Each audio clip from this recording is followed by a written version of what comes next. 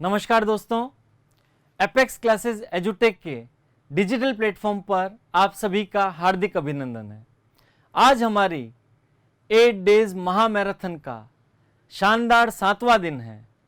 आज हम लोग 3 टॉपिक करके जाएंगे, 18 नंबर का काम करके जाएंगे। मिलजुल के बढ़िया रिवीजन करेंगे ताकि आप लोग बहुत अच्छे पेपर करके आ सकें। मैं उम्मीद करता हूँ इतने दिनों में भी आपने सभी टॉपिक्स का अच्छे से रिवीजन किया होगा, उनका अभ्यास किया होगा ताकि बढ़िया से पेपर अटेंड कर सकें। तो शुरुआत करते हैं।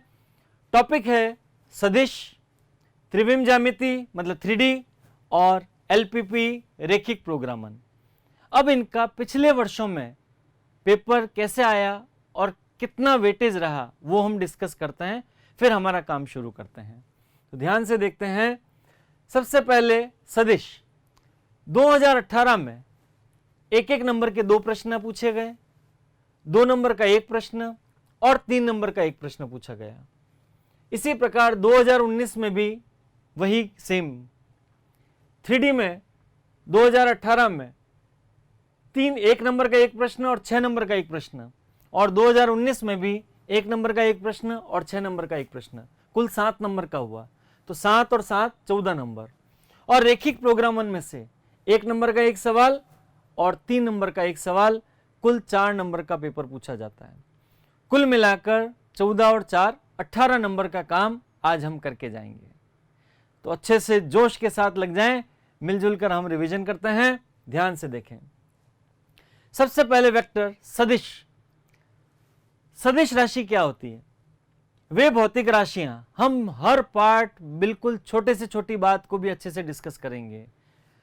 वे भौतिक राशियां जो केवल परिमाण का बोध करवाती हों, जैसे दूरी, चाल, द्रव्यमान।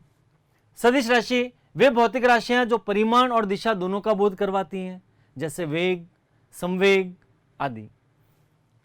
फिर आता है कुछ बेसिक पार्ट में डिस्कस करना चाहूंगा जो प्रश्नों को अटेंड करने में आपको बहुत मददगार होंगे। जैसे इकाई सदिश, वह सदिश जिसका परिमाण केवल इकाई हो। A कैप बराबर A बटा मोड A करते हैं। यदि A बराबर A1A plus A2J plus A3 के हो तो मोड A कैसे निकालते हैं? Under root of A1 square plus A2 square plus A3 square. शून्य सदिश जिसका परिमाण केवल शून्य हो। समान सदिश, 2 सदिश A तथा B समान सदिश कहलाते हैं यदि उनकी दिशा समान हो और उनके परिमाण भी समान हो। ऋणात्मक सदिश, 2 सदिश A और B ऋणात्मक कहलाते हैं अगर उनका परिमाण समान हो लेकिन दिशा विपरीत हो। और एक खास इंपॉर्टेंट पॉइंट देखें, यदि मुझे कोई सदिश AB ज्ञात करना है जिनके स्थिति सदिश दे रखे हों तो AB बराबर position vector of B minus position vector of A। इसका मतलब B का स्थिति सदिश माइनस A का स्थिति सदिश, B माइनस A। फिर आता है योग का त्रिभुज नियम। यदि कोई त्रिभुज की भुजाओं द्वारा 2 सदिश A तथा B, यहां पर मैंने कह दिया AB और BC, 2 सदिश त्रिभुज की भुजाओं द्वारा निरूपित किए जाएं तो विपरीत क्रम में उनका परिणामी निरूपित किया जाता है। AB प्लस BC बराबर AC। योग का समांतर चतुर्भुज नियम क्या कहता है? ध्यान से देखें। ये OA बराबर एक सदिश है, OB बराबर B दूसरा सदिश है। यदि एक समांतर चतुर्भुज की 2 आसन्न भुजाओं द्वारा 2 सदिश A और B निरूपित किए जाएं तो उनका परिणामी उस विकर्ण द्वारा निरूपित किया जाता है जो दोनों आसन्न भुजाओं के कटान बिंदु से होकर गुजरता है, अर्थात C बराबर A प्लस B हो जाएगा। इस प्रकार हम 2 सदिशों का योग ज्ञात कर सकते हैं। फिर आता है विभाजन सूत्र। विभाजन सूत्र को ध्यान से समझें। OA बराबर A एक सदिश दिया हुआ है, OB बराबर B एक सदिश दिया हुआ है। हमें बिंदुओं A और B को मिलाने वाली रेखा को एक रेखा OP विभाजित कर रही है या बिंदु P विभाजित कर रहा है M अनुपात N के अनुपात में, तो बिंदु P का स्थिति सदिश हमें ज्ञात करना है। माना बिंदु P का स्थिति सदिश R है तो R बराबर क्या हो जाएगा? MB प्लस NA बटा M प्लस N। इसी प्रकार यदि बाह्य विभाजन हो तो MB माइनस NA बटा M माइनस N। जैसे हम 10th क्लास में विभाजन सूत्र पढ़ते थे उसी प्रकार यहां पर यह है। फिर आता है दो सदिशों का गुणन। अब यहां कॉन्सेप्ट की बात डिस्कस करूंगा। दो सदिश ए और बी दिए हुए, उनका गुणन कब संभव है? या तो डॉट प्रोडक्ट या क्रॉस प्रोडक्ट। दो सदिशों का साधारण गुणन संभव नहीं है। और दूसरी बात, यदि मैं डॉट प्रोडक्ट या क्रॉस प्रोडक्ट का यूज करता हूं तो दोनों तरफ सदिश होने आवश्यक है। यह बात अच्छे से ध्यान में रखें। नंबर 1, अदिश गुणन या बिंदु गुणन। ए डॉट बी बराबर क्या होता है? Mod A mod B cos theta. जहां थीटा होगा वो 0 और पाई के बीच होगा। यहां पर एक सदिश है, मान लिया ओ, ये ए हो गया, ये बी हो गया। दो सदिशों के बीच कोण थीटा है, तो A dot B equal to mod A mod B cos theta. बिंदु गुणन से सदैव अदिश राशि प्राप्त होती है, अतः इसे अदिश गुणन भी कहते हैं। अब दो सदिशों के बीच कोण निकालना है। ए डॉट बी बराबर क्या होता है? Mod A mod B cos theta. तो कॉस थीटा का मान कितना आ जाएगा? ए डॉट बी बटा मोड ए मोड बी। एक रूप और लिख सकते हैं, अभी अभी हमने पढ़ा था, किसी भी सदिश में उसके परिमाण का भाग दे दें तो इकाई सदिश प्राप्त होता है। तो हम इसको ऐसे लिख सकते हैं, थीटा बराबर cos inverse A cap dot B cap. ये भी हम लिख सकते हैं। फिर आता है महत्वपूर्ण बिंदु, A dot B equal to mod A mod B cos theta है। यदि थीटा इक्वल टू 0 तो कॉस 0 1, तो A dot B equal to क्या हो जाएगा? Mod A mod B. यदि थीटा पाई हो तो कॉस पाई क्या होगा? -1, तो ए डॉट बी का मान क्या हो जाएगा? Minus of mod A mod B. यदि थीटा 90 तो कॉस 90 का मान 0, ए डॉट बी बराबर 0। जब दो सदिश परस्पर लंबवत हो तो उनका डॉट प्रोडक्ट 0 होता है। यदि ए बराबर बी हो, दोनों सदिश समान हैं, तो ए मोड ए कॉस 0, तो ए डॉट ए बराबर क्या हो गया? मोड ए स्क्वायर हो गया। ये हमें कई महत्वपूर्ण प्रश्नों को अटेंड करने में मदद करता है, महत्वपूर्ण बिंदु है। फिर आता है दो सदिशों का गुणन, हमने पढ़ा। महत्वपूर्ण बिंदु पढ़े, प्रक्षेप। सदिश ए का बी की दिशा में प्रक्षेप, ए डॉट बी बटा मोड बी। इसी प्रकार सदिश बी का ए की दिशा में प्रक्षेप, तो ए डॉट बी बटा मोड ए। जिसकी दिशा में प्रक्षेप लेंगे उसके मोड से डिवाइड करेंगे। आई डॉट आई बराबर जे डॉट जे बराबर के डॉट के बराबर 1 होता है, और आई डॉट जे बराबर जे डॉट के बराबर के डॉट आई बराबर 0। ये हम लोग डिस्कस कर लिए। अब सदिश गुणन या क्रॉस गुणन, दो सदिशों का क्रॉस प्रोडक्ट करना है, तो A cross B equal to क्या होता है? Mod A mod B sine theta N cap. यहां पर थीटा वही 0 और पाई के बीच में होगा, थीटा का मान 0 और पाई के बीच होगा। एन कैप सदिश ए और बी के तल के लंबवत इकाई सदिश है। क्रॉस गुणन से सदैव सदिश राशि मिलती है, इसलिए इसे दो सदिशों का सदिश गुणन भी कहते हैं। फिर इससे संबंधित महत्वपूर्ण बिंदु अलग से देखें। यदि थीटा 0 है या थीटा पाई है तो साइन 0 क्या होगा? 0, साइन पाई भी क्या होगा? 0। तो ए क्रॉस बी क्या हो गया? 0। यदि थीटा 0 तो साइन 90 का मान 1, ए क्रॉस बी बराबर mod A mod B sign 90, तो 1 हो जाएगा, तो mode A mod B N cap हो जाएगा। यदि ए बराबर बी हो तो थीटा 0 और साइन 0 का मान 0, इसलिए ए क्रॉस ए बराबर 0 होता है। यह भी बहुत महत्वपूर्ण परिणाम है। फिर ध्यान से देखें, दो सदिश महत्वपूर्ण परिणाम और हैं। आई क्रॉस आई बराबर आई क्रॉस जे बराबर के, हम एक सर्कल बना के ध्यान रख सकते हैं, साइक्लिक ऑर्डर में चलेंगे। आई क्रॉस जे बराबर के, जे क्रॉस के बराबर आई एंड के क्रॉस आई बराबर जे। अभी अभी हमने पढ़ा था, यदि दो सदिश समान है, ए क्रॉस ए बराबर 0 पढ़ा था, तो आई क्रॉस आई क्या हो जाएगा? 0, जे क्रॉस जे भी 0, के क्रॉस के भी 0। यदि ए बराबर a1i plus a2j plus a3 के, बी बराबर b1i plus b2j plus b3 के, तो ए क्रॉस बी क्या होगा? हम इस प्रकार से सॉल्व कर सकते हैं, सारणिक की सहायता से सॉल्व करते हैं। और A cross B not equal to B cross A cross B बराबर क्या होता है? Minus of B cross A होता है। अब खास बात, दो सदिशों के बीच कोण, ए क्रॉस बी बराबर mod A mod B sine theta N cap होता है। अगर मैं दिशा हटा दूं, केवल परिमाण ज्ञात करूं, तो दिशा हट जाएगी। मापांक लूंगा तो mod of A cross B क्या हो गया? Mod A mod B sine theta. Sine theta का मान mod of A cross B बटा मोड ए मोड बी।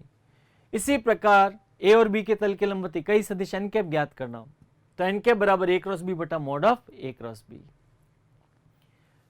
फिर आता है समांतर चतुर्भुज का क्षेत्रफल। ये इनका एप्लीकेशन हो गया एक तरह से कि मैं क्रॉस प्रोडक्ट पढ़ता हूं, उनका क्या क्या एप्लीकेशन हो सकता है। यदि कोई समांतर चतुर्भुज है जिसकी आसन्न भुजाएं सदिश ए और बी द्वारा दी गई हैं, तो उसका क्षेत्रफल mod of A cross B होगा। समांतर चतुर्भुज का क्षेत्रफल एरिया बराबर mod of A cross B. उस त्रिभुज का क्षेत्रफल जिसकी दो सदिश भुजाएं दी हो, तो यहां पर ध्यान रखें area equal half of A B cross A C. एक शीर्ष को फिक्स कर देंगे और उससे बाहर जाने वाला है ए बी क्रॉस ए सी। यदि मैं बी को फिक्स कर देता हूं तो क्या लिखूंगा, half B A cross B C लिखूंगा। मैं ऐसा भी लिख सकता हूं एरिया बराबर half mod of B A cross B C. इस प्रकार हम त्रिभुज का क्षेत्रफल ज्ञात कर सकते हैं जिसकी सदिश भुजाएं दे रखी हों। अब आता है उस त्रिभुज का क्षेत्रफल जिसके शीर्षों के स्थिति सदिश दे रखे हैं, तो तरीका वही रहेगा, half A B cross A C. Area बराबर, जैसे ये बिंदु ए दिया हुआ है, ये बी दिया हुआ है, सी दिया हुआ है, और इनके शीर्षों के स्थिति सदिश small a small b small c दे रखे हैं। Area equal half A B cross A C. A b क्या होगा, हमने पढ़ा था आज ये, बी का स्थिति सदिश माइनस ए का स्थिति सदिश, means b minus a cross c minus a. अब इनका क्रॉस गुणन कर लेते हैं, b cross c minus b cross a minus a cross c plus a cross a. अब यहां गौर से देखें ए क्रॉस ए क्या होता है, 0, और ए क्रॉस बी बराबर क्या होगा, माइनस ऑफ बी क्रॉस ए।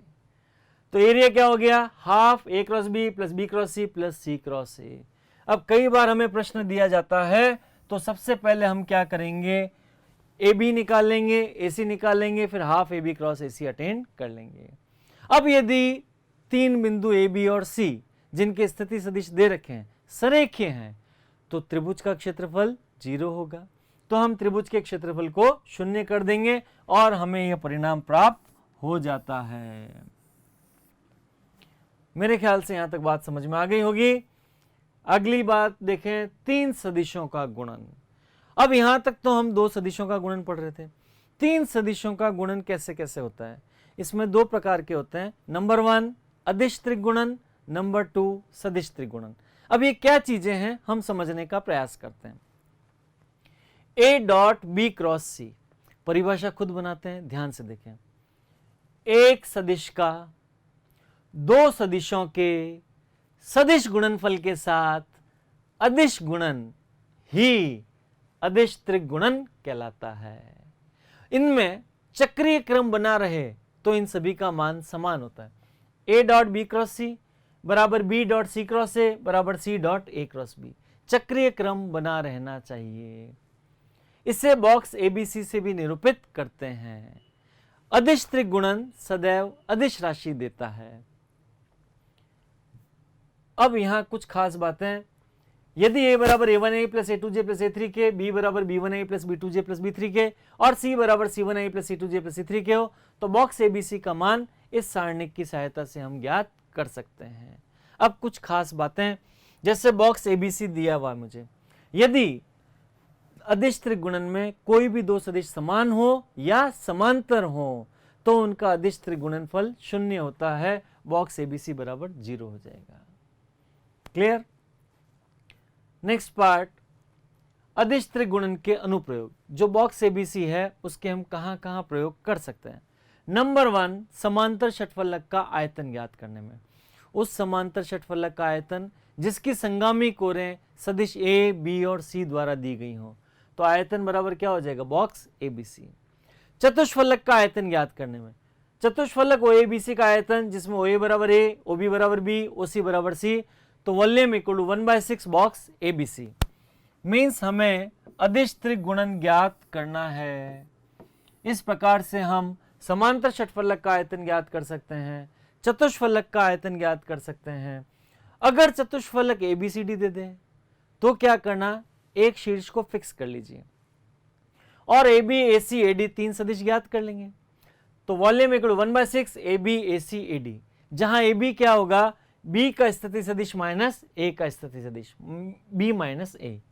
ए सी क्या हो जाएगा, सी का स्थिति सदिश माइनस ए का स्थिति सदिश। उसी ढंग से हम ए डी ज्ञात कर लेंगे और इस फार्मूले में वैल्यू रख देंगे तो हमें उत्तर प्राप्त हो जाता है।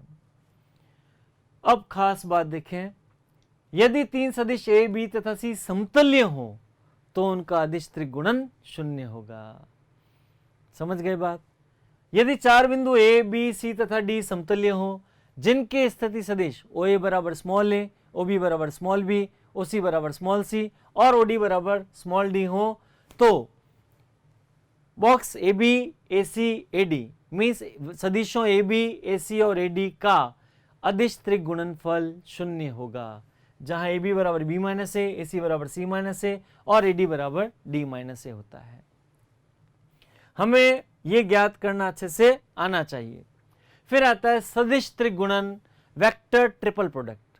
परिभाषा खुद बनाते हैं, देखें गौर से, ए क्रॉस बी क्रॉस सी।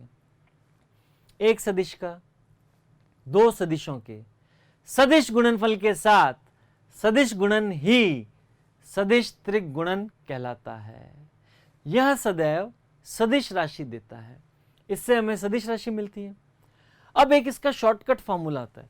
एक तरीका तो क्या हो गया, सबसे पहले मैं बी क्रॉस सी ज्ञात कर लेता हूं सारणिक की सहायता से, फिर जो बी क्रॉस सी आया उसका ए के साथ क्रॉस प्रोडक्ट कर देंगे तो हमें ए क्रॉस बी क्रॉस सी मिल जाता है।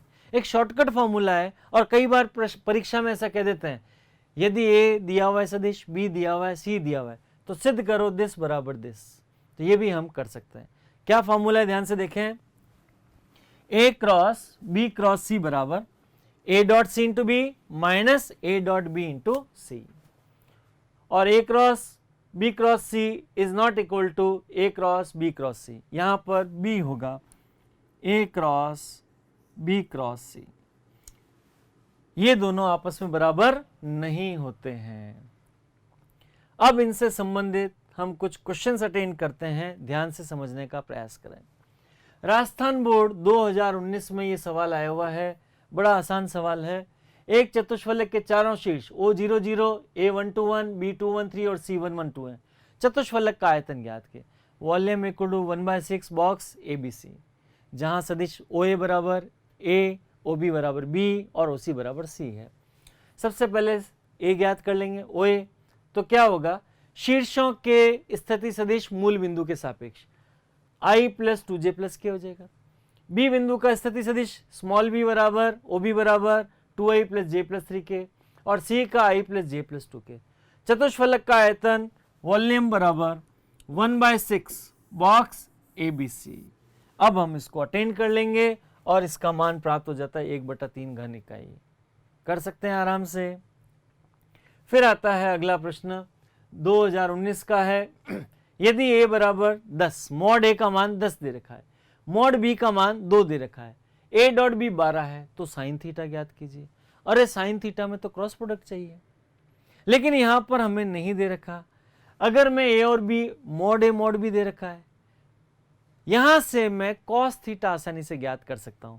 तो सर्वप्रथम हम क्या करते हैं, कॉस थीटा ज्ञात कर लेते हैं। गौर से देखें, कॉस थीटा का फॉर्मूला क्या होता है, a डॉट b बटा मॉड a मॉड b।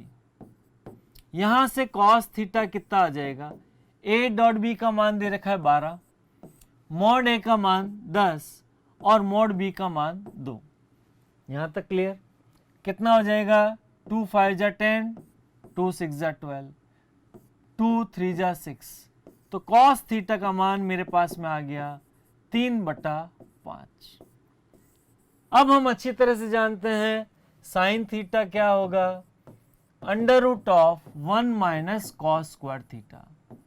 तो यहां से हमें क्या प्राप्त हो जाएगा, 1 माइनस 3/5 का होल स्क्वायर। ये तो बड़ा आसान सा काम है, बराबर 4/5 मिल जाएगा साइन थीटा का मान। तो हमें जो इंफॉर्मेशंस दी हैं उनका हमने प्रयोग किया और उसकी सहायता से साइन थीटा का मान ज्ञात कर लिया। अगला प्रश्न आता है राजस्थान बोर्ड 2019 का। फिर यदि किसी त्रिभुज की दो भुजाएं सदिश दिस और दिस से निरूपित हों तो त्रिभुज का क्षेत्रफल ज्ञात करो। हमने अभी भी पढ़ा था। त्रिभुज का क्षेत्रफल क्या होता है, गौर से देखें, एरिया बराबर 1/2 क्या हो जाएगा, a क्रॉस b। अब यहां पर दो भुजाएं दे रखी हैं, यहां पर हमें यदि किसी त्रिभुज की दो भुजाएं सदिश दिश और दिश से निरूपित हो तो त्रिभुज का क्षेत्रफल ज्ञात कीजिए। तो हाफ ए क्रॉस बी कर लेंगे। तो कैसे ज्ञात कर लें? इज इक्वल टू 1/2 आई जे के 1 2 2 3 -2 1 सॉल्व कर लेते हैं। कितना हो जाएगा? 1/2। सारणिक है, बड़ा आसान काम है। कितना हो जाएगा? 2 + 4। पहली पंक्ति पहले स्तंभ को छुपाया i इंटू 2 + 4 - j। इस पंक्ति और इस स्तंभ को छुपाएंगे 1 - 6 प्लस k। इसको छुपाया इसको छुपाया तो -2 - 6 ये मिल जाएगा। तो 1/2 कितना हो गया? 6i। 1 - 6 -5 तो क्या कर दें इसको? +5j -8k। ये हो गया त्रिभुज का क्षेत्रफल। लेकिन क्षेत्रफल सदैव न्यूमेरिकल वैल्यू होती है, अंकिक मान होता है। तो अब इसका मापांक ज्ञात कर लेते हैं। तो एरिया बराबर क्या हो जाएगा? 1/2 √। अब इसका मापांक क्या होगा? 6 स्क्वायर + 5 स्क्वायर + 8 स्क्वायर। 36 + 25 + 64 1/2 √। 64 और 36 100 125 आ गया। तो फाइनल उत्तर आ गया √125/2 वर्ग इकाई। इस प्रकार से हम त्रिभुज का क्षेत्रफल ज्ञात कर सकते हैं। अगला पार्ट आता है, ध्यान से देखें। राजस्थान बोर्ड 2018 में आया हुआ प्रश्न है। इसको ध्यान से समझने की कोशिश करें। किसी सदिश ए के लिए सिद्ध कीजिए कि a बराबर a.i इंटू आई प्लस a.j इंटू जे प्लस a.k इंटू के। ऐसे प्रश्नों में सदिश a को हम मान लेते हैं। हमने मान लिया a बराबर a1i plus a2j plus a3k। सबसे पहले क्या ज्ञात कर लें? a.i। a.i क्या होगा? a1i plus a2j plus a3k dot I. यहां पर हम डॉट लगाएंगे तो यहां पर क्या होगा? i का गुणा इससे होगा तो a1 मिल गया। अब i का इससे और इससे डॉट प्रोडक्ट होगा तो 0 हो जाएगा। तो a.i का मान क्या मिला? a1। इसी प्रकार a.j कर लूंगा तो क्या मिल जाएगा? a2। आपको वहां करके दिखाना है। a.k क्या मिल जाएगा? a3। अब सवाल था a.i इंटू आई प्लस a.j इंटू जे प्लस a.k इंटू के। हम क्या करते हैं? a.i का मान रख देते a1 और बाहर i पड़ा है। a.j का मान a2 और बाहर j पड़ा है। a.k का मान a3 और बाहर k पड़ा है। a1i plus a2j plus a3 के बराबर a प्राप्त हो जाएगा। इस प्रकार से 2018 का प्रश्न अटेंड हो गया। फिर आता है अगला सवाल, फिर 2018 का। सदिश i - 2j प्लस 2k के अनुदिश एक ऐसा सदिश ज्ञात कीजिए जिसका परिमाण 5 इकाई है। फिर समझें, इस सदिश के अनुदिश एक ऐसा सदिश ज्ञात कीजिए जिसका परिमाण 5 इकाई है। मीन्स कॉन्सेप्ट समझें। एक सदिश है, अब इसी के अनुदिश एक अन्य सदिश निकालना है जिसका परिमाण 5 इकाई है। तो क्या कर लेंगे? हम इसकी दिशा में पहले इकाई सदिश ज्ञात कर लेते हैं और उसको 5 से गुणा कर लेते हैं। तो क्या होगा? सदिश बराबर पहले तो माना a बराबर i - 2j प्लस 2k। तो सदिश बराबर क्या हो जाएगा? 5 a कैप।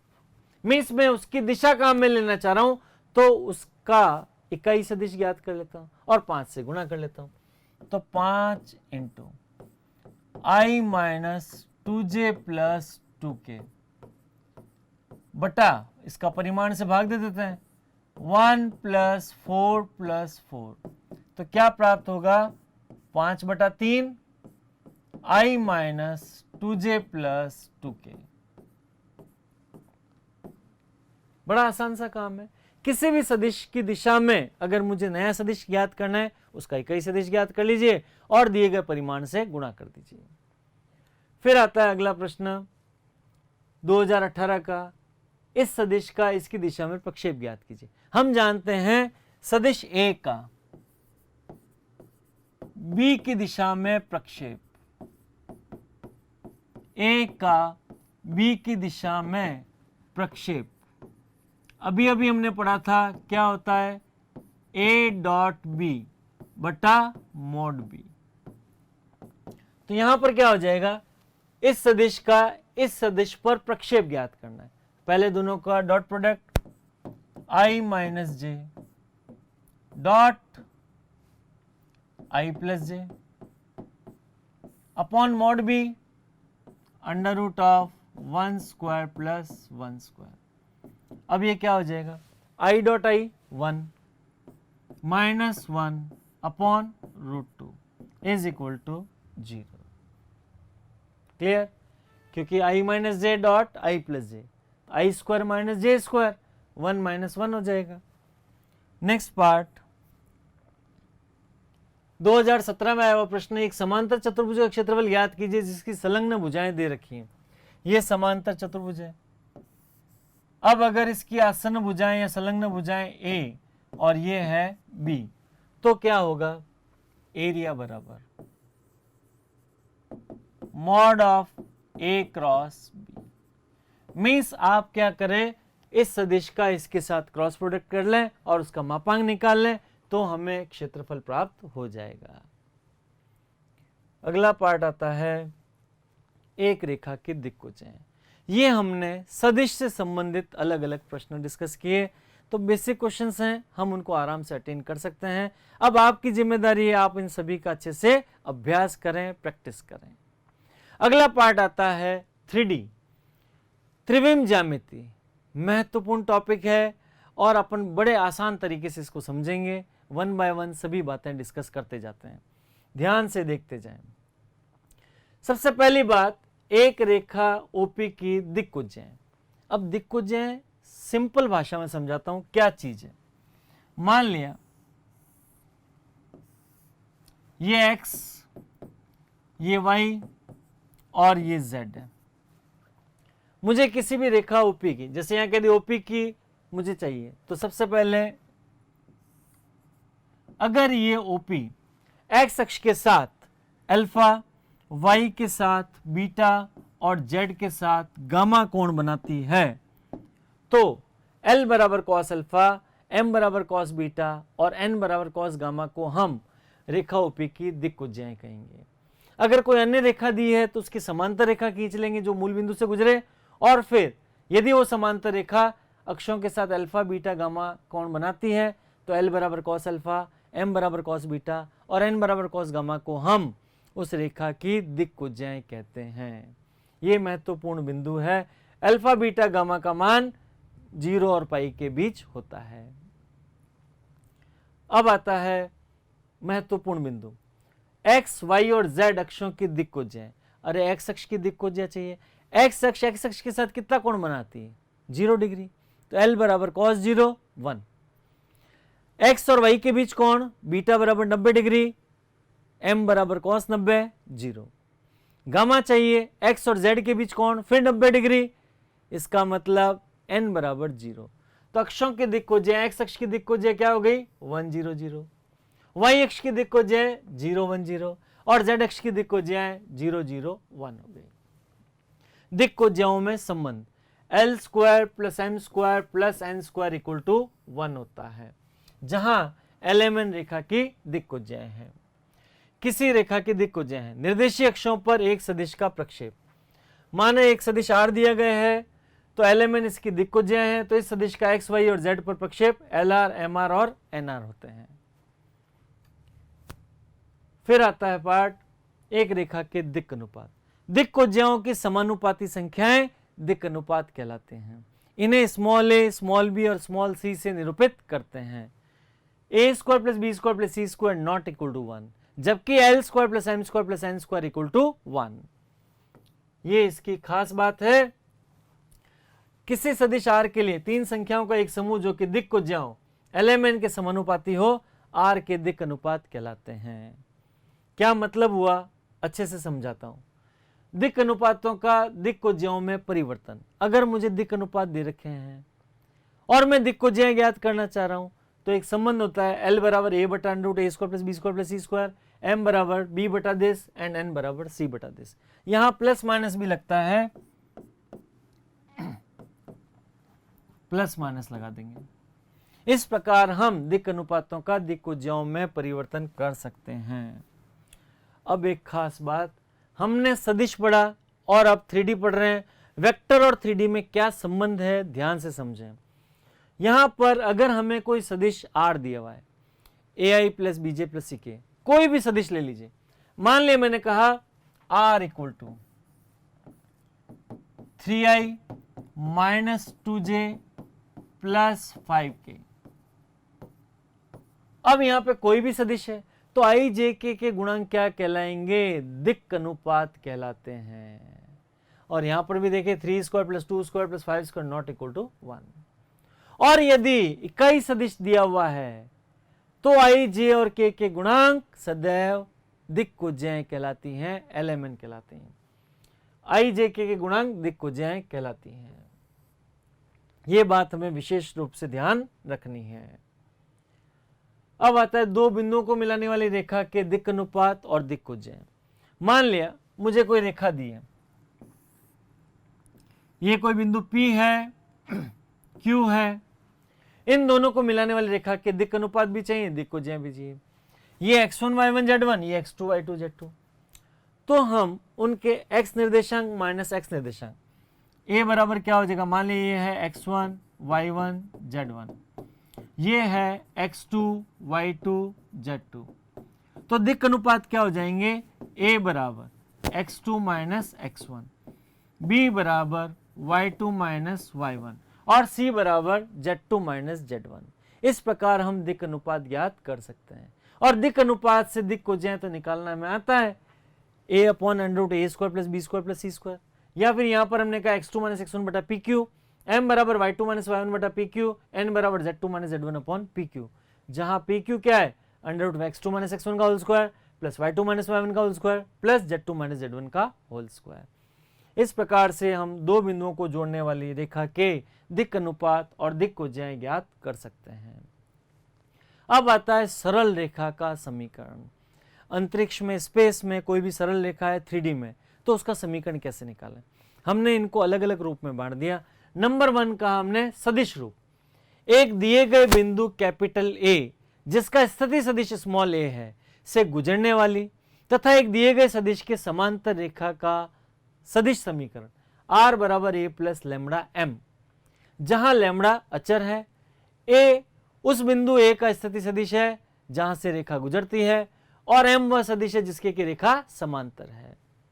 कार्तीय रूप में कहें तो किसी एक दिए गए बिंदु A x1 y1 z1 से गुजरने वाली रेखा का समीकरण जिसके दिक् अनुपात स्मॉल a, स्मॉल b और स्मॉल c है। तो x minus x1 upon A equal y minus y1 upon B equal z minus z1 upon c। इस सूत्र की सहायता से हम कार्तीय रूप में रेखा का समीकरण ज्ञात कर सकते हैं।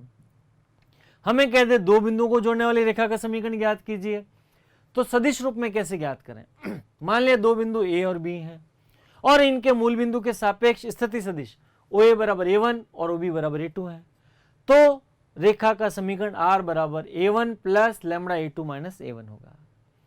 और यदि कार्तीय रूप में ज्ञात करना है A x1 y1 z1 और B x2 y2 z2 से गुजरने वाली रेखा का कार्तीय रूप में समीकरण x माइनस x1 बटा a equal y minus y1 बटा b बराबर z माइनस z1 बटा c, जहां ABC क्या है, दिक् अनुपात। और दिक् अनुपात हमने निकालना अभी सीखा था, x2 minus x1 y2 minus y1 z2 minus z1, a b c ज्ञात कर सकते हैं। मान रख देंगे, हमें दो बिंदुओं से गुजरने वाली रेखा का समीकरण प्राप्त हो जाता है। अब आता है दो रेखाओं के बीच कोण। सदिश रूप में निकालना चाहूं, मान लिया r बराबर a1 plus lambda b1, r बराबर a2 प्लस म्यू b2, दो रेखाएं हैं। इन दोनों रेखाओं के बीच कोण थीटा है, तो cos थीटा बराबर b1 डॉट b2 बटा मोड ऑफ b1 b2 होगा। कारण रेखा किस सदिश के समांतर है, पहली रेखा सदिश b1 के समांतर है, रेखा 2 किसके समांतर है, b2 के समांतर है। तो जो कोण इन दोनों सदिशों के बीच होगा वही कोण दोनों रेखाओं के बीच होगा। इसलिए हम इस सूत्र की सहायता से ज्ञात कर सकते हैं। दोनों रेखाएं परस्पर लंबवत होंगी। अगर दो सदिश परस्पर लंबवत हो तो उनका डॉट प्रोडक्ट 0, तो b1 डॉट b2 बराबर 0। और दोनों रेखाएं परस्पर समांतर होंगी तो दो सदिश समांतर कब होते हैं, a बराबर लैम्बडा b कर दें, या b1 बराबर m टाइम्स ऑफ b2, जहां m एक अचर संख्या है।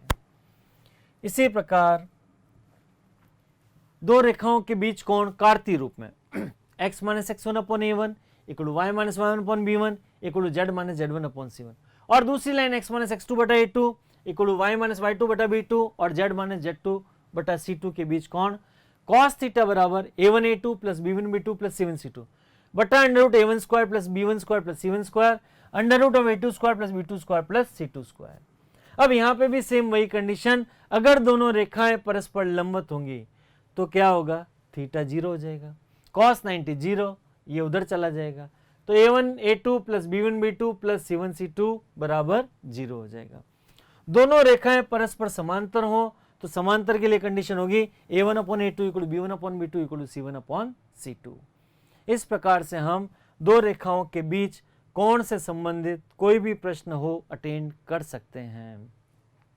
फिर आता है विषमतलीय रेखा। अब विषमतलीय रेखाएं क्या होती है, इन जनरल हम बोर्ड पे बनाते हैं। मान लिया मैं इस बोर्ड पे कोई रेखा बनाता हूं तो दो रेखाएं, ये बोर्ड कैसा है, 2 डायमेंशनल है। एक समतल में अगर मैं कोई दो रेखाएं बनाता तो या तो समांतर होंगी या एक दूसरे को प्रतिच्छेद करेंगी, इसके अलावा कोई तीसरी कंडीशन नहीं हो सकती। लेकिन अगर मैं स्पेस में, अंतरिक्ष में बात करूं तो वे रेखाएं जो ना तो समांतर होती हैं और ना ही एक दूसरे को प्रतिच्छेद करती हैं, विषमतलीय रेखाएं कहलाती हैं। इनसे होकर कोई समतल नहीं गुजर सकता। दो असमांतर एवं परस्पर न काटने वाली रेखाएं अर्थात एक समतल में ना होने वाली रेखाएं असमतलीय या विषमतलीय रेखाएं कहलाती हैं। अब लघुत्तम दूरी की रेखा ध्यान से देखें। मान लिया कोई दो रेखाएं हैं, विषमतलीय है।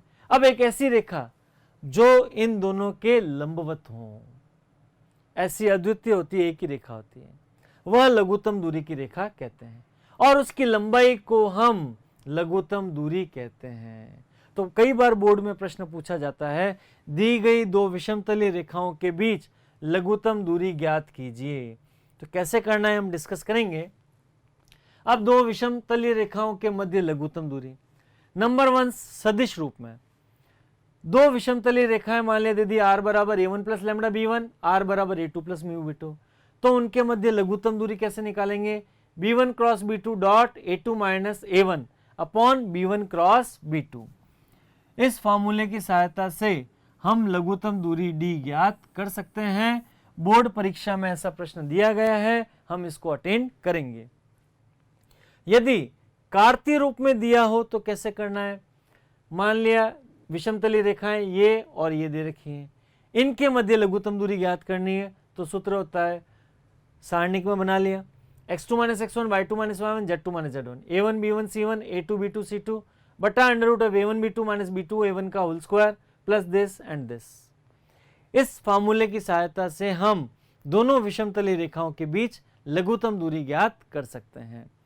यदि लघुत्तम दूरी 0 हो तो रेखाएं समतलीय होंगी, वहां पर वो विषमतलीय नहीं होंगी। इसका मतलब प्रतिच्छेद कर रही हैं, प्रतिच्छेद कर रही हैं तो वो एक ही समतल में विद्यमान होंगी। अगर दो समांतर रेखाएं दे दें, उनके बीच दूरी ज्ञात करनी, तो दो समांतर रेखाओं r बराबर a1 plus lambda b, r बराबर a2 प्लस म्यू b, हमें कैसे पता चलेगा समांतर है, गौर से देखें। a1 मीन्स पहली रेखा बिंदु a1 से गुजर रही है जिसका स्थिति सदिश स्मॉल a1 है, दूसरी रेखा बिंदु b से गुजर रही है जिसका स्थिति सदिश a2 है। अब यहां गौर से देखें, ये दोनों की दोनों रेखाएं, पहली रेखा सदिश b के समांतर है और दूसरी रेखा भी सदिश b के समांतर है। इसका मतलब स्पष्ट दोनों रेखाएं आपस में भी समांतर हैं। इनके बीच की लघुत्तम दूरी ज्ञात करनी हो तो b cross a2 minus a1 बटा मॉड b से ज्ञात कर सकते हैं। फिर आता है समतल। ये हो गया सरल रेखा से संबंधित सारा पार्ट। फिर पढ़ते हैं समतल। अब समतल क्या होता है, सरल भाषा में समझाऊं, माना कोई पृष्ठ है और इस पे मैं कोई दो बिंदु ले लेता हूं। मान लिया ये पृष्ठ है, इस पर मैं कोई भी दो बिंदु ले लेता हूं, एक बिंदु ये रहा, दूसरा बिंदु ये रहा, इन दोनों को मिलाने वाला रेखाखंड ले लिया। अब मान लीजिए ये है, ये रेखाखंड है, इसको मैं इस पूरे समतल पर कहीं पे भी स्पर्श कराऊं, इस पे घुमाता हूं, और यदि इस रेखाखंड का प्रत्येक बिंदु इस पृष्ठ के प्रत्येक बिंदु को स्पर्श करता है, जैसे ये पृष्ठ है और इस पर स्पर्श करता है, इसका मतलब ये दी गई सतह समतल है। यदि इसका प्रत्येक बिंदु इसके प्रत्येक बिंदु को स्पर्श नहीं करता तो समतल नहीं है। साधारण सा उदाहरण देता हूं, हम पापड़ खाते हैं, अगर एक कच्चा पापड़ है तो वह एक समतल के समान है, लेकिन यदि मैं पापड़ को सेक देता हूं, उबड़ खाबड़ हो जाता है, वह समतल नहीं है। यह बेसिक समतल की परिभाषा हो गई। अब समतल का व्यापक समीकरण होता है ax plus B Y plus C Z plus D बराबर 0, जहां ए बी सी अभिलंब के दिक् अनुपात हैं। यहां पर एक्स वाई जेड में प्रथम घात का समीकरण समतल को निरूपित करता है और समतल के समीकरण में केवल 3 स्वतंत्र अचर होते हैं। अब गौर से देखें अगला पार्ट। समतल का समीकरण एक बिंदु रूप सदिश रूप में ज्ञात करना है। एक दिए गए बिंदु कैपिटल ए जिसका स्थिति सदिश स्मॉल ए है से गुजरने वाले समतल का सदिश समीकरण जिसका अभिलंब सदिश n है। तो कैसे ज्ञात कर सकते हैं? r डॉट n बराबर a डॉट n। अब a डॉट n को मैं क्या कर सकता हूं? अचर राशि प्राप्त होगी, अदिश संख्या मिलेगी, इसको हमने q लिख दिया, तो r डॉट n बराबर q कर सकते हैं। इस प्रकार से एक दिए गए बिंदु से गुजरने वाले समतल का समीकरण ज्ञात कर सकते हैं जिसका अभिलंब सदिश हमें दे रखा है।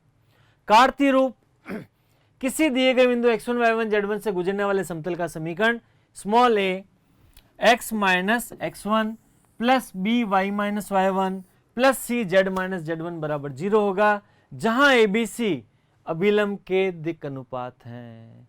इस सूत्र की सहायता से हम एक दिए गए बिंदु से गुजरने वाले समतल का समीकरण ज्ञात कर सकते हैं। अब समतल का समीकरण हो गया अंतःखंड रूप में। जिस प्रकार से हमने सरल रेखा में अंतःखंड रूप पढ़ा था x upon a plus y upon B equal to 1, उसी प्रकार 3D में हम समतल का समीकरण पढ़ेंगे x बटा ए प्लस वाई बटा बी प्लस जेड बटा सी इक्वल टू 1, जहां एबीसी क्रमशः x अक्ष, y अक्ष और z अक्ष पर अंतःखंड है, समतल के द्वारा काटे गए अंतःखंड है। फिर आता है समतल का समीकरण अभिलंब रूप में। सदिश रूप में ज्ञात करना चाह रहा हूं r डॉट एन कैप बराबर p, जहां एन कैप क्या है?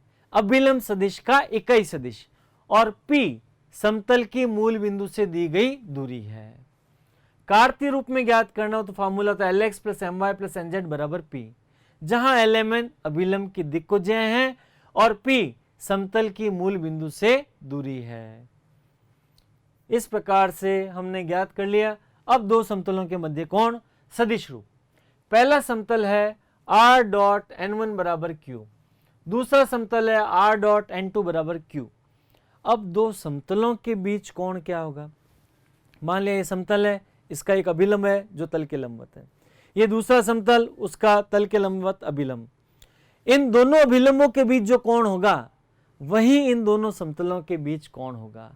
तो मैं क्या करता हूं, इन दोनों के अभिलंबों के बीच कोण ज्ञात कर लेगा।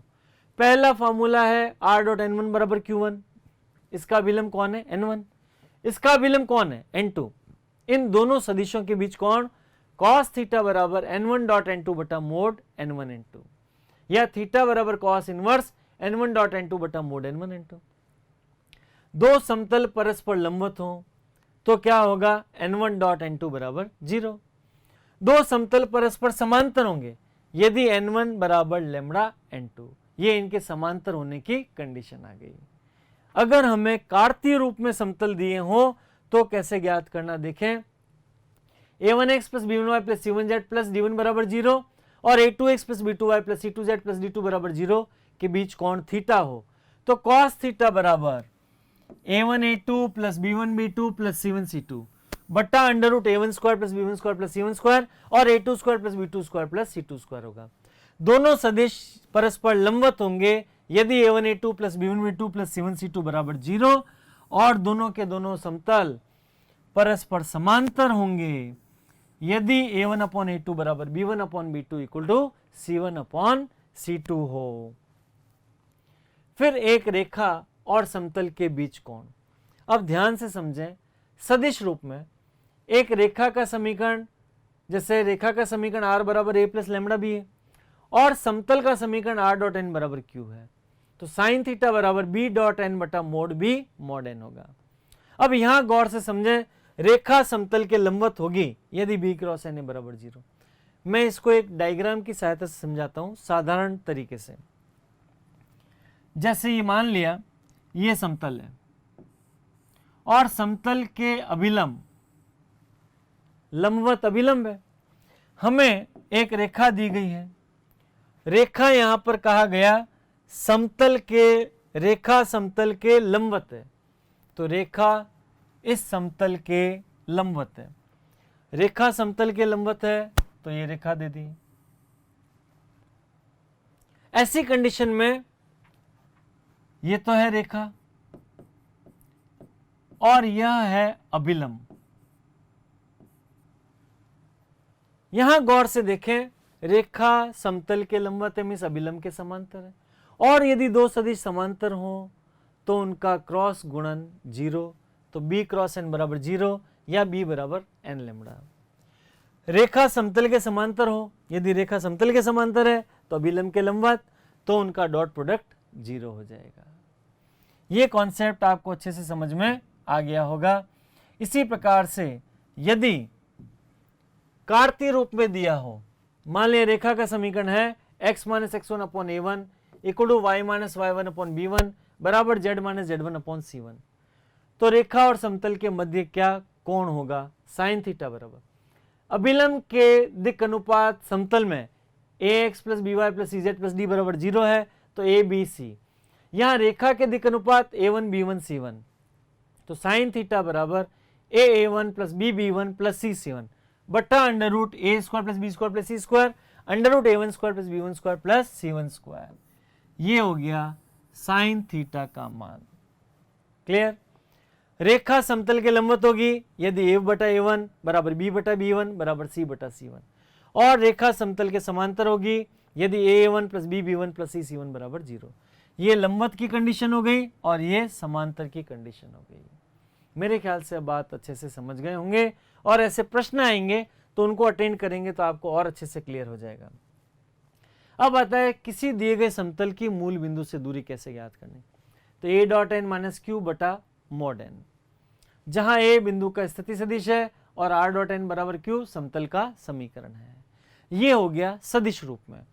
अगर मुझे कार्तीय रूप में दे दे और कार्तीय रूप में कहे किसी दिए गए बिंदु की एक समतल से दूरी ज्ञात कीजिए, वो भी ज्ञात करके देखते हैं। गौर से देखें,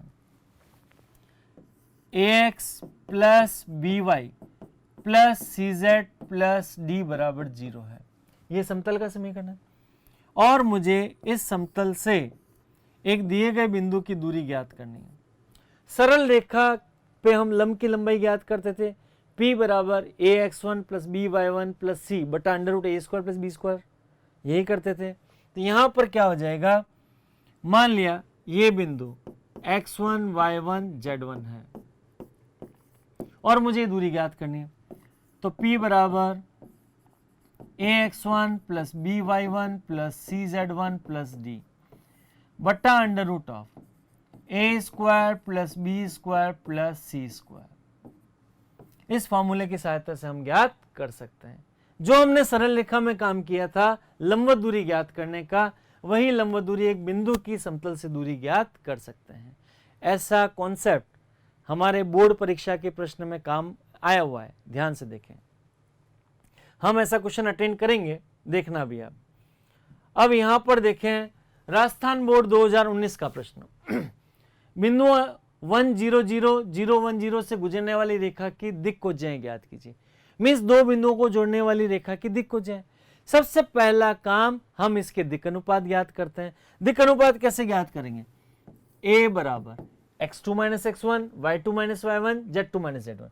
x2 माइनस x1 का मतलब क्या हुआ, 0 माइनस 1, तो a बराबर -1। b बराबर y2 माइनस y1 तो 1 माइनस 0, तो b बराबर हो गया 1।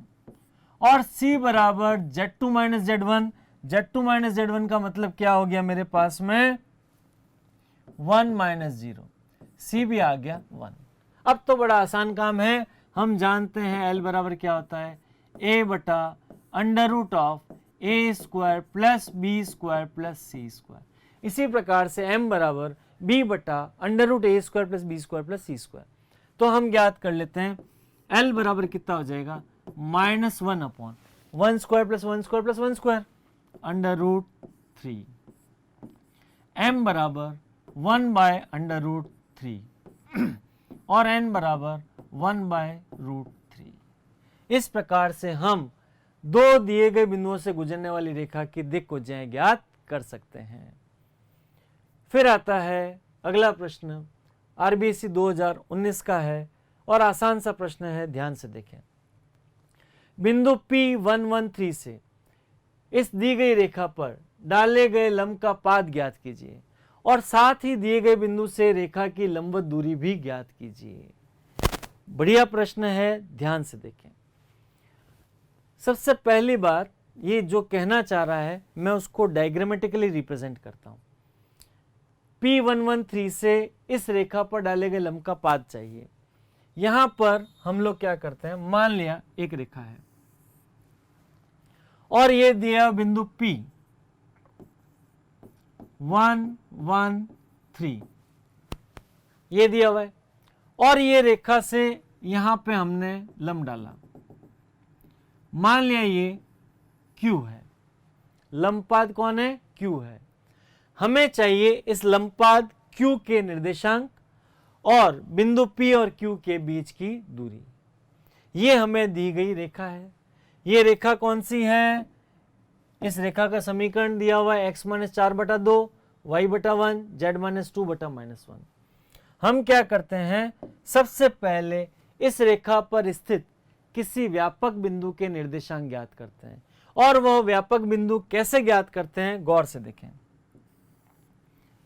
x माइनस 4/2 बराबर y/1 बराबर z-2/-1 बराबर मैंने r मान लिया z-2/-1 बराबर r।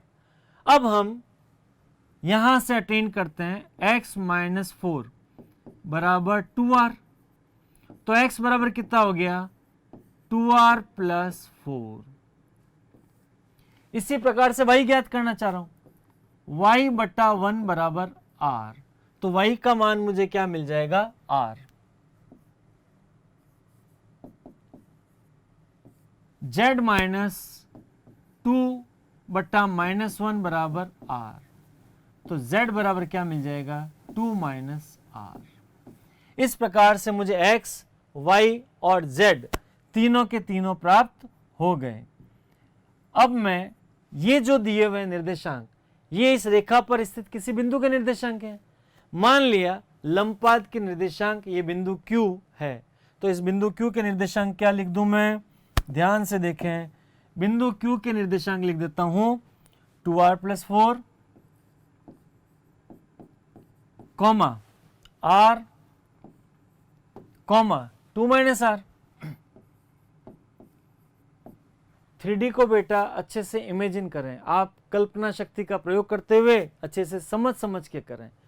जैसा प्रश्न कह रहा है वैसा एक कच्चा चित्र बना लें और फिर जो जो शर्तें दी हैं उनको संतुष्ट कराएं, प्रश्न का उत्तर अपने आप आ जाता है। देखें ध्यान से, मान लिया लंबपाद बिंदु Q है। अब मैंने रेखा पर स्थित किसी बिंदु Q के निर्देशांक ज्ञात किए और ये आ गया। अब यहां पर चित्रानुसार क्या दिख रहा है, जो PQ है वो इस दी गई रेखा AB के लंबवत है। तो अब यहां पे हम देखते हैं, सबसे पहला काम देखें, रेखा का समीकरण हमें यह दिया हुआ है। रेखा पर स्थित किसी बिंदु Q के निर्देशांक 2r प्लस 4 r और r 2 माइनस r, ये हमने ज्ञात कर लिया। ये आ गए इस बिंदु के निर्देशांक। अब यहां पर गौर से देखें, PQ के लंबवत है, तो PQ के दिक् अनुपात कैसे निकालें। P के दिक् अनुपात है 113 और 2r प्लस 4 r और 2 माइनस r Q के निर्देशांक है। दिक् अनुपात कैसे निकालते हैं? x2 minus x1, y2 minus y1 और z2 माइनस z1। तो यहां मैं लिखना चाहूंगा PQ के दिक् अनुपात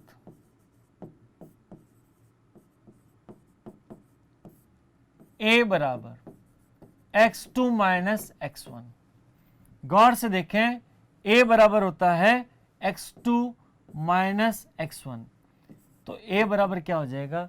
यहां पर ये 2r प्लस 4 है, 2r प्लस 4 में से 1 को घटा देते हैं, तो 2r प्लस 4 माइनस 1, ये हो गया 2r प्लस 3।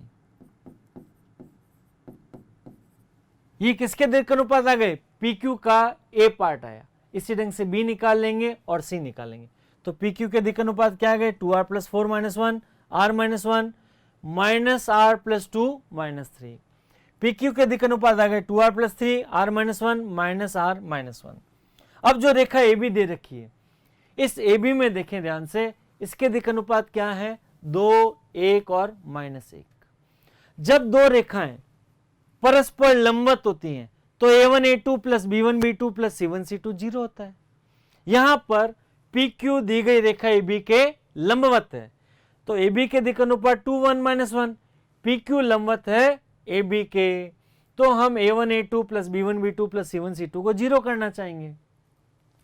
इस कंडीशन से हम ज्ञात करना चाह रहे हैं, तो 2 into 2r plus 3, 1 into r minus 1 minus 1 into minus r minus 1 बराबर 0।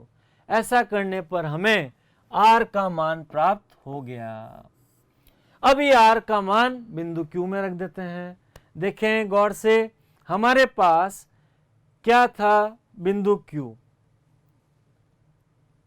बिंदु Q हमारे पास में था 2r प्लस 4 r और 2 minus r, 2r plus 4 r और 2 माइनस r, 2r प्लस 4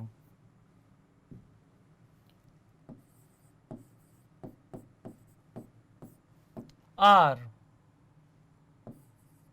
और 2 माइनस r, ये हमारे पास था बिंदु Q। अब इस बिंदु Q में हमने r का मान रख दिया। r कितना है? -1। यहां रखता हूं मैं -1, तो -2 प्लस 4 कितना हो गया? 2। यहां रखा -1 तो -1 आ गया। यहां रखा -1 तो 2 प्लस 1 क्या आ जाएगा? 3 आ जाएगा। अतः बिंदु Q के निर्देशांक क्या आ गए? 2 -1 और 3। यहां तक क्लियर है सारा मामला। अब देखिए गौर से, तो ये इस प्रकार से मेरे पास हुआ। ये बिंदु P था 1 1 3 और बिंदु Q मुझे मिल गया, कितना मिला मुझे? 2 -1 3। दूरी सूत्र लगा दीजिए, डाले गए लंब की लंबाई निकालनी है, दूरी सूत्र लगाया PQ बराबर x2 माइनस x1 का whole square plus y2 minus y1 का whole square plus z2 minus z1 का होल स्क्वायर। सॉल्व कर लिया, √5 इसका मान आ गया। तो कॉन्सेप्ट है, अच्छे से समझें, फटाक से आंसर आ जाएगा। नेक्स्ट पार्ट ध्यान से देखें। 2018 में प्रश्न आया हुआ है, इस रेखा की दिक् को ज्यात कीजिए। बड़ा आसान है। दिक् अनुपात मुझे दे रखे हैं। दिक् अनुपात क्या हो गए? ये रेखा दे रखी है, तो a बराबर 2, b बराबर -2, c बराबर 1। एक दी गई रेखा में ये जो दिए हुए हैं पहले चेक कर लें। a square plus B square plus C square not equal to 1, 4 plus 4 plus 1 not equal to 1 है। इसका मतलब ये दिक् को ज्या तो नहीं, दिक् अनुपात ही है। हमने दिक् अनुपात निकाल लिया। अब दिक् को ज्या कैसे निकालते हैं? L बराबर a बट्टा √a square plus B square plus C square. तो L बराबर कितना हो गया? 2 upon √4 plus 4 plus 1, L equal to 2/3। इसी प्रकार से m बराबर कितना आ जाएगा? -2/3 और n बराबर 1/3। 2 दूनी 4, 4 4 8 और 1 9, √9 कितना हो गया? 3।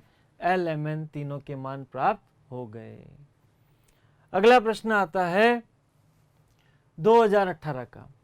सिद्ध कीजिए रेखा दिस और दिस प्रतिच्छेद करती हैं और प्रतिच्छेद बिंदु के निर्देशांक भी ज्ञात कीजिए। इस सवाल पे 5 स्टार लगाना चाहूंगा। बढ़िया प्रश्न है, ध्यान से समझने की कोशिश करें। कार्तीय रूप में अगर किसी भी बिंदु के निर्देशांक ज्ञात करने थे तो हम आराम से ज्ञात कर लेते थे। इसी ढंग से सदिश रूप में अगर ज्ञात करना हो तो सबसे पहली बात ध्यान से देखें, यदि रेखाएं परस्पर प्रतिच्छेद करती हैं तो प्रतिच्छेद बिंदु का स्थिति सदिश माना r दोनों रेखाओं के समीकरणों को संतुष्ट करेगा। अतः दी गई रेखाओं के समीकरण में r बराबर r रखने पर r बराबर r, ये जो r है वो प्रतिच्छेद बिंदु का स्थिति सदिश है, तो हम r बराबर r रख देते हैं।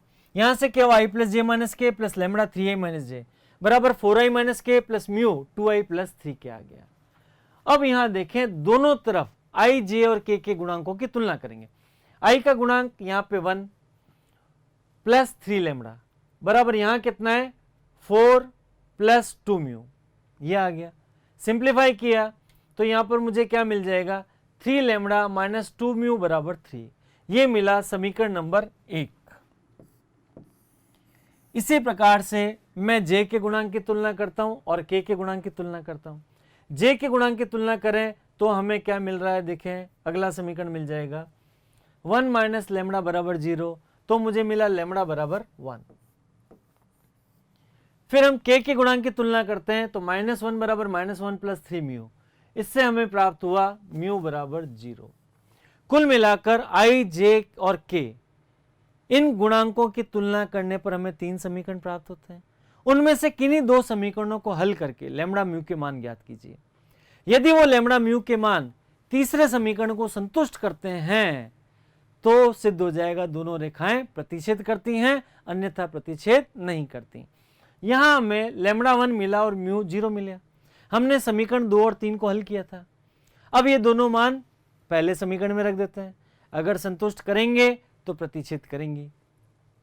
समीकरण 2 व 3 से लेमड़ा 1 और म्यू बराबर 0 समीकरण 1 को भी संतुष्ट करते हैं। समीकरण 1 कहाँ है, देखें ध्यान से बेटा। समीकरण 1 था हमारे पास में 3 लेमड़ा माइनस 2 म्यू बराबर 3, 3 लेमड़ा माइनस 2 म्यू बराबर 3, तो यहां लिख देते हैं 3 lambda minus 2 mu is equal to 3। अब यहां पर लेमड़ा का मान 1 रख दिया और म्यू का मान 0 रख दिया, तो 3 बराबर 3 संतुष्ट कर रहा है, अतः दोनों रेखाएं परस्पर प्रतिच्छेद करती हैं। अब हम क्या करते हैं, लेमड़ा बराबर 1 को r में रख देते हैं। पहली रेखा के समीकरण में रखा तो 4i प्लस 0j माइनस के मिल गया। ये स्थिति सदिश है, तो इसका निर्देशांक क्या होगा, प्रतिच्छेद बिंदु के निर्देशांक 4, 0, -1। अगर मैं रेखा नंबर 2 में रख दूं तो भी यही रिजल्ट प्राप्त होता है। इस प्रकार से हम प्रतिच्छेद बिंदु के निर्देशांक ज्ञात कर लेते हैं। बहुत ही बढ़िया कॉन्सेप्ट का सवाल था। अब अगला प्रश्न है 2017 में, यदि एक रेखा x, y और z अक्ष के साथ 120 डिग्री, 30 डिग्री और 90 डिग्री कोण बनाती तो इसकी दिक् को ज्या ज्ञात कीजिए।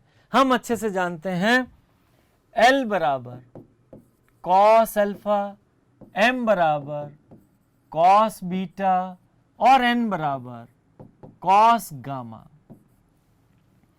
अल्फा दिया हुआ है हमें 120 डिग्री, x, y और z के साथ कोण, तो यहां पर मैं लिख दूंगा cos 120 डिग्री। m बराबर क्या लिख देंगे, cos 30 डिग्री और n बराबर cos 90 डिग्री। सॉल्व कर लेते हैं तो L बराबर कितना हो गया, -1/2, m बराबर कितना हो जाएगा, √3/2 और n बराबर हो जाएगा 0। ये हो गई इस रेखा की दिक् को ज्या, -1/2, √3/2 और 0। कभी चेक करना हो कि उत्तर में गलती तो नहीं है कहीं, तो L² + M² + N² चेक कर लीजिए, 1 आना चाहिए। 1/2 -1/2 का स्क्वायर 1/4 + 3/4, 1 आ रहा है, इसका मतलब हमारा जवाब सही है।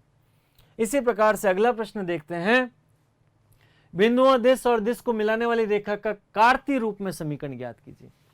रेखा का कार्तीय रूप में समीकरण, 2 बिंदु दिए गए हैं और दोनों को मिलाने वाली रेखा का कार्तीय रूप में समीकरण। तो हमने पढ़ा था फॉर्मूला x माइनस x1 बटा a बराबर y माइनस y1 बटा b बराबर z माइनस z1 बटा c। ये एक सरल रेखा का समीकरण होता है दो बिंदुओं से गुजरने वाली। तो यहां पर पहले मैं एबीसी ज्ञात कर लेता हूं।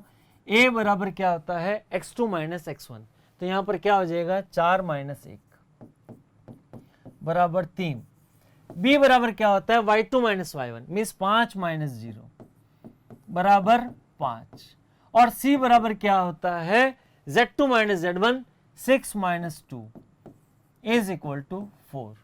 ढंग से चेक कर लें। 4 माइनस 1 3, 5 माइनस 0 5, 6 माइनस 2 4। अब यहां पर x माइनस x1 अपॉन ए सबके मान रख देते हैं, तो x minus 1 upon 3 is equal to y minus 0 upon and z minus 2 upon, तो हमने पहले लिख दिया 3, फिर लिख दिया हमने 5 और उसके बाद लिख दिया 4। ये दिए गए दो बिंदुओं से गुजरने वाली रेखा का कार्तीय रूप में समीकरण है। फिर इसका अगला भाग आता है अंतःखंड रूप से संबंधित है। यदि एक समतल के अंतःखंड एबीसी हैं और इनके मूल बिंदु से दूरी p है तो सिद्ध कीजिए 1/a² plus 1/b² plus 1/c² equal to 1/p²। अब ध्यान से देखें, इसका ये डायग्राम है। यहां पर अंतःखंड रूप में जैसे x, y और z प्रॉपर्ली हम देखें, इस तरीके से हम डायग्राम बना लेते हैं।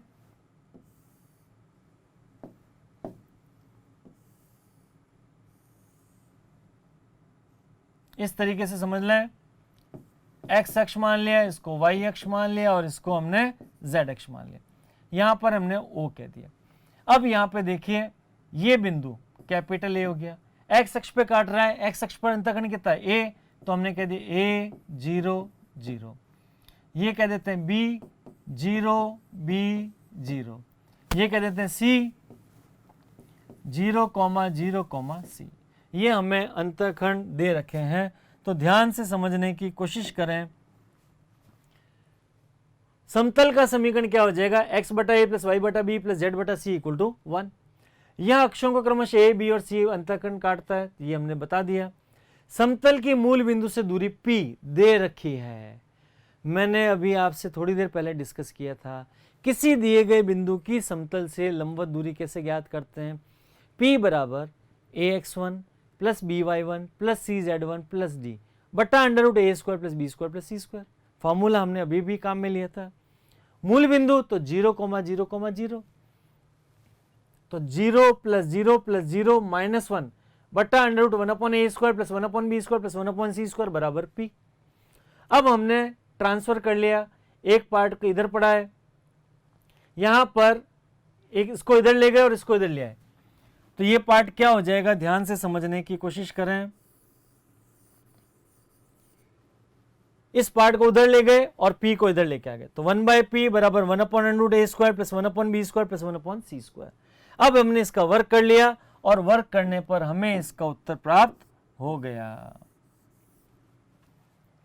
बड़ा आसान काम है, बस आपको सिर्फ ये देखना है कि शर्त जो दी हुई है वो अच्छे से संतुष्ट होनी चाहिए। मूल बिंदु से दूरी ज्ञात करनी है तो दूरी का फॉर्मूला लगाया और उसके बाद में दोनों तरफ वर्क करके हमने इसका उत्तर ज्ञात कर लिया। फिर एक 2016 का प्रश्न है, दी गई रेखाओं के मध्य की लघुतम दूरी ज्ञात कीजिए, न्यूनतम दूरी ज्ञात कीजिए। न्यूनतम दूरी ज्ञात करने का तरीका हम लोग डिस्कस कर चुके हैं, सदिश रूप में जो फार्मूला था वो भी हम पढ़ चुके हैं और कार्तीय रूप में दिया हो तो उसका भी फार्मूला पढ़ चुके हैं। यहाँ हमें प्रश्न दे रखा है कार्तीय रूप में, तो मैं कार्तीय रूप में ज्ञात कर लेता हूँ। x minus 1/1 equal y minus 2/-1 equal to this, और उसी ढंग से ये, तो कार्तीय रूप का हमने फार्मूला लगा दिया और फार्मूला लगाने के बाद उसमें वैल्यूज रख दी। सबसे पहली बात यहाँ देखें, a1 b1 c1 कौन है, मैं सबकी वैल्यूज लिख देता हूँ। a1 b1 c1, a2 b2 c2। a1 b1 c1 कौन है, 1 -1 और 1, 1 -1 1। a2 b2 c2 कौन हो गए, 2 1 2। इसी ढंग से x1 y1 z1, x2 y2 z2 मान रख देंगे और हमें इसका उत्तर प्राप्त हो जाएगा। यहाँ पे d और इसका मान रखा तो हमें इसका उत्तर मिला 3/√2 इकाई आराम से अटेन कर सकते हैं। फिर अगला पार्ट आता है रैखिक प्रोग्रामन। अब एलपीपी को बेटा ध्यान से समझने की कोशिश करें, बहुत ही इंटरेस्टिंग काम है। हर बार जैसे 2019, 2018, 17 इस ढंग से हमने प्रश्नों का अध्ययन किया। एक सवाल 1 नंबर का आ रहा है 2018 में और 19 में भी, 1 नंबर का एक प्रश्न और 3 नंबर का दूसरा प्रश्न, दोनों में हमें रेखा बनानी है और सुसंगत हल ज्ञात करना है। अब जैसे जो दूसरा प्रश्न है 3 नंबर का, कई बार हमें ग्राफ पेपर भी दिया जाता है और ग्राफ पेपर पे हमको बनाना होता है, तो इस चीज का भी आप ध्यान रखें। यहां पर प्रश्न कैसे आता है और उसको कैसे अटेंड करना है मैं आपसे डिस्कस करना चाहूंगा। हमें राजस्थान बोर्ड 2015 और 18 में दोनों में आया हुआ प्रश्न लिया है। निम्न व्यवरोधों के अंतर्गत 2x + y ≤ 6, x ≥ 0, y ≥ 0 का सुसंगत हल क्षेत्र ज्ञात कीजिए। ये हमें प्रश्न दे रखा है। अब देखिए कैसे करना है वो बोर्ड पे देखें।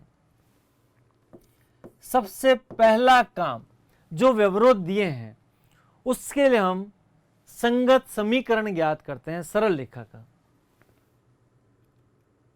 संगत रेखा का समीकरण। और 10वीं कक्षा को याद करते हैं। 10वीं कक्षा में जैसे हम लोग रेखा ड्रॉ करते थे वही काम करना है। 2x + y = 6 ये आ गया। आप चाहें तो ऐसे टेबल बना लें और यहां पे लिख लेते हम लोग x y। एक बार मैं y को 0 करता हूं, y की जगह में रखा 0, तो x का मान क्या मिल जाएगा, 2x = 6, तो x = 3। अब मैं x को 0 कर देता हूं तो y का मान कितना मिलेगा, 6। क्लियर? इसको एक और ढंग से समझते हैं। फर्स्ट, चूंकि x अक्ष पर y = 0 तो 2x = 6, x = 3, तो बिंदु A आ गया 3,0। इसी प्रकार बिंदु B क्या आ जाएगा, 0,6। अब हम इसको ड्रॉ कर लेते हैं। यह सरल रेखा बना दी। यहां पर कौन कौन से बिंदु हैं, A 3,0, 3 है और ये 0, तो बिंदु A 3,0। A 3,0 कहाँ है, 1 2 3, ये बिंदु आ गया A 3,0। फिर मैं अगर इसमें कहूं चूंकि y अक्ष पर x = 0 तो x को 0 कर दिया तो y = 6 आ गया, तो B 0,6, 1 2 3 4 5 6, ये बिंदु आ गया B 0,6। अब इन दोनों बिंदुओं को मिलाने वाली रेखा का समीकरण ज्ञात कर लेते हैं। यहां पर हमने ये चित्र बना दिया। अब यहां पर असमीकाएं क्या क्या दे रखी हैं, ध्यान से देखें। x > 0, y > 0, 2x + y ≤ 6। अब इसका सुसंगत हल क्षेत्र कहां कहां हो सकता है, अभी जो बता रहा हूं प्रश्न ध्यान से समझ लें। अगला प्रश्न कराऊंगा, सेम यही काम वहां फिर करना है। हल क्षेत्र या तो ऊपर की तरफ या नीचे की तरफ।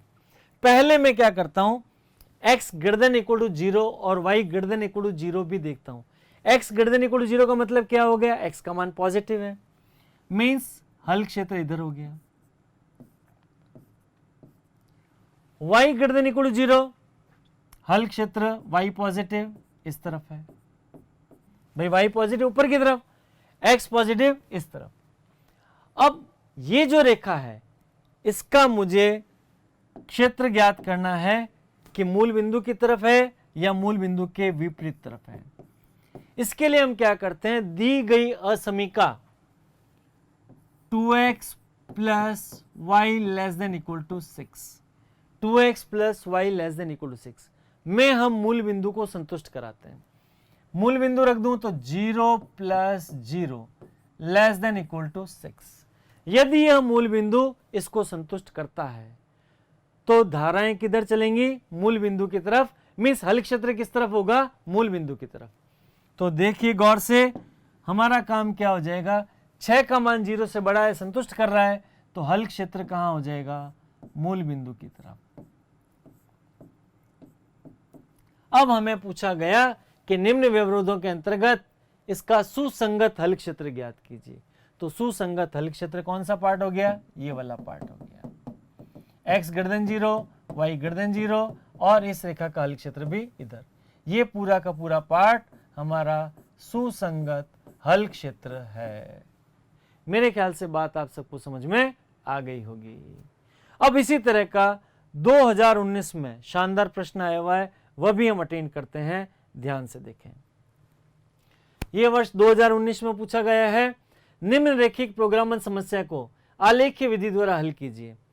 अधिकतम z बराबर 20x प्लस 30y, व्यवरोध दे रखा है x plus 2y less than equal to 20, 3x plus 2y less than equal to 30, x greater than equal to 0, y greater than equal to 0। यहां पर भी हम उसी प्रकार अटेंड करेंगे सवाल को। अब यहां पर सबसे पहली बात, 20x प्लस 30y अधिकतम है, व्यवरोध क्या दे रखे हैं, x plus 2y less than equal to 20।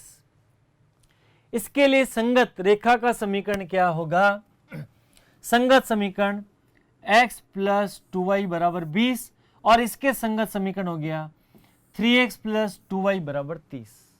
कोई एतराज नहीं। सबसे पहली बात, ये वाला जो समीकरण है x प्लस 2y बराबर 20, मैं अगर x को 0 करता हूं तो y का मान क्या मिल रहा है, 2y बराबर 20, तो y बराबर 10, और जब y को 0 करता हूं तो x का मान मिलता है 20। तो मुझे क्या मिला, 0,10 और 20,0, दो बिंदु प्राप्त हो गए। हम इसका चित्र बनाएंगे। फिर दूसरी वाली रेखा 3x प्लस 2y बराबर 30 है, तो इसमें भी वही काम करते हैं। तो मैं इसका डायग्राम आपको बना के दिखाता हूं, और किस प्रकार से हम इसको अटेंड करेंगे वो आप ध्यान से समझने का प्रयास करें। पहले मैं लिख लेता हूं कि समीकरण कौन कौन है। x प्लस 2y बराबर 20, x प्लस 2y बराबर 20 लिख देता हूं। तो देखें गौर से, इसका चित्र बनाना चाहेंगे हम लोग। x प्लस 2y बराबर 20 और 3x प्लस 2y बराबर 30, सीधा चित्र बना देते हैं हम लोग। जगह यहीं बच रही है, यहां बना देते हैं। बिंदु कौन कौन से मिल रहे हैं मुझे वो देखें। x, y मीन्स 0,10 मिल गया, एक तो मुझे मिल गया 0,10। जैसे मैं क्या करता हूं, देखिए गौर से, y को 0 किया, सबसे पहले मैंने y को 0 किया तो x का मान कितना मिला, y को 0 करने पे x का मान क्या मिल रहा है, 20 मिल रहा है। तो मुझे 20,0 एक बिंदु मिला, ये मैंने रख दिया 20,0, 20,0। x प्लस 2y बराबर 20 है, y को 0 किया तो x बराबर 20 मिल गया, यहां पर x प्लस 2y बराबर, तो मुझे मिल गया 20,0। फिर मैं करता हूं, चूंकि y अक्ष पर x 0 होता है, जब x 0 होता है तो x को 0 किया तो y का मान कितना मिला, 10, तो 0,10।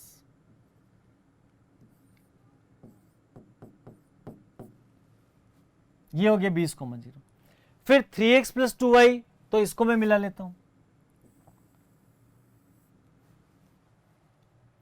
अब देखिए गौर से, 3x प्लस 2y बराबर 30 है, चूंकि x अक्ष पर क्या होता है, y 0 होता है, तो y को 0 कर दिया, तो x का मान कितना मिला, 10। तो मैं अगली लाइन खींचता हूं 10,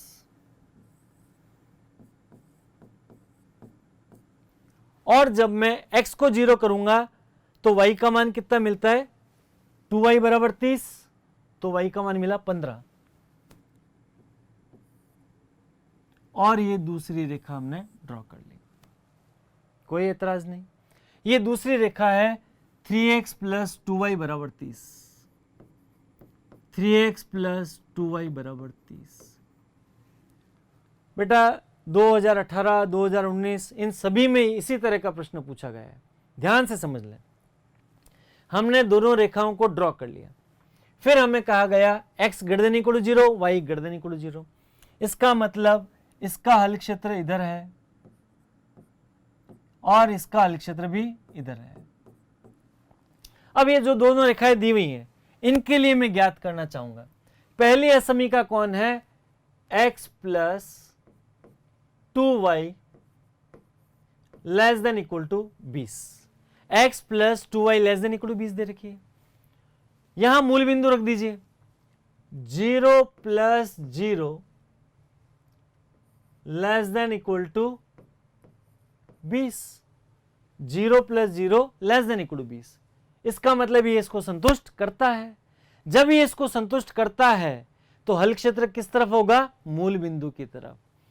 तो जो पहली रेखा है x plus 2y less than equal to 20, उसके लिए हल क्षेत्र मूल बिंदु की तरफ है। फिर मैं अगली रेखा की बात करना चाहूंगा। अगली रेखा मेरे पास कौन है? 3x plus 2y।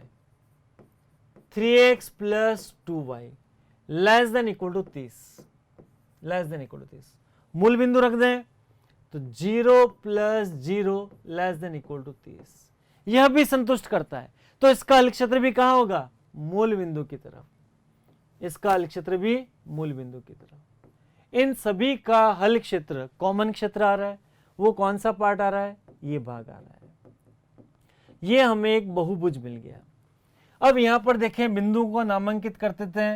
ये कौन सा है? ए है, और ये बी। ये वाला पार्ट हो गया सी। जैसे पहले हमने ले लिया ए बी, ये हो गया ओ, ये हो गया ई। अब यहां गौर से देखें, हमने इन दोनों का प्रतिच्छेद बिंदु ज्ञात किया, वो हमें 5,15/2 मिल गया। अब हम इसके हल क्षेत्र में ये वाले जो भी पार्ट है, एक तो आया a10,0 आया, वो ले लिया हमने, और z बराबर 20x प्लस 30y में मान रख दिया। ऐसा करने पर 200 मिला। O00 रखा, 0 मिल गया। D0,10 रखा, 300 मिल गया। और 5,15/2 5,15/2 मान रखा। 5,15/2 रखा तो हमें 325 मिल गया। इस प्रकार अधिकतम मान हमें कहाँ मिला? 5,15/2 पर। इस ढंग से हम लोग अधिकतम मान ज्ञात कर सकते हैं। इसी तरीके से बेटा आप सभी लोग रिवीजन करें। आज हमने क्या क्या पढ़ लिया? सदिश, उसके बाद 3D, और उसके बाद रेखिक प्रोग्रामन समस्या। रेखिक प्रोग्रामन में जिस तरह के प्रश्न आ रहे हैं वो मैंने आपसे बोर्ड पर अटेंड कर लिए हैं, और इसी प्रकार से आप अभ्यास करते जाएं और अच्छे अंक प्राप्त करें। मेरी हार्दिक शुभकामनाएं आपके साथ हैं। All the best. Thank you very much.